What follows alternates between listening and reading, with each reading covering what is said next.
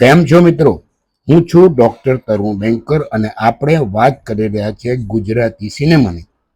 આજે રિલીઝ થઈ રહી છે psychological thriller drama Ranga.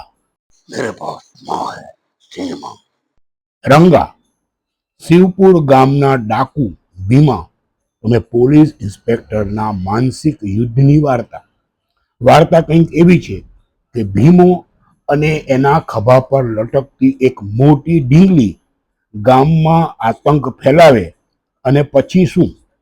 Police ઇન્સ્પેક્ટરની entry પછી આ બંને વચ્ચે જબરજસ્ત માનસિક યુદ્ધ શરૂ થાય. શિકારી અને શિકાર વચ્ચેના ખતરનાક ખેલ અને એક પાતળી ભેદરેખાની વાર્તા. સાચા અને ખોટાની સમજની વાત. રંગા.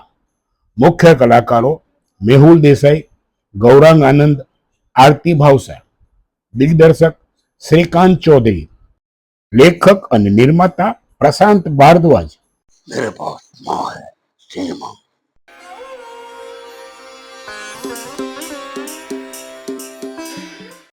ગત સપ્તાહોમાં રિલીઝ ગુજરાતી ફિલ્મના બોક્સ ઓફિસ કલેક્શનની વાત કરીએ તો જિંદગી વન્સ મોર 4.80 કરોડની નજીક પહોંચી છે.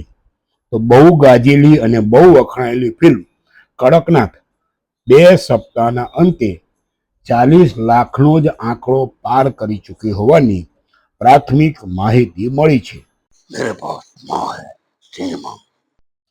સિનેમા અંગે મારા મનની વાત કરીએ તો ગુજરાતી સિનેમા જગતમાં એક નવો ચીલો ચાતરતી ગુજરાતી ફિલ્મ કડકનાથ 2 સપ્તાહ પહેલા રિલીઝ થઈ. આ 14 દિવસના સમયગાળામાં મોટા મોટા કલાકારો, શ્રેષ્ઠીઓ, રિવ્યુકારો અને વરિષ્ઠ નાગરિકોએ આ ફિલ્મના મોંફાટ વખાણ કર્યા છે. છતાંય જો આ ફિલ્મનું બોક્સ ઓફિસ કલેક્શન જોઈએ તો 2 સપ્તાહ પછી માત્ર 40 લાખનો આંકડો પાર કરી ચૂકી હોવાની માહિતી મળી છે. તો બીજી તરફ એક એવી વાત પણ જાણવા મળી છે કે હાલ આ ફિલ્મના શો ગુજરાતમાં બહુ જ નાની સંખ્યામાં ચાલી રહ્યા છે. bookmyshow.comની વાત કરીએ તો અમદાવાદમાં માત્ર એક જ શો છે અને વડોદરામાં 4 શો ચાલી રહ્યા હોવાની માહિતી મળી છે. ત્યારે ચર્ચા એ છે કે જે ફિલ્મના બહુ જ વખાણ થયા છે એને બોક્સ ઓફિસ ઉપર કેમ સારું કલેક્શન મળ્યું નથી.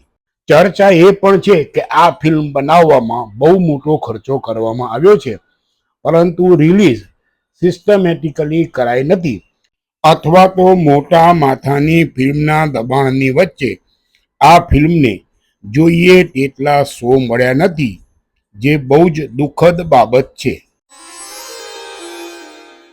ગુજરાતી સિનેમાની વાતનો આજનો એપિસોડ પૂરો કરતા પહેલા ફરી એકવાર કહીશ, મારી પાસે માં છે સિનેમા.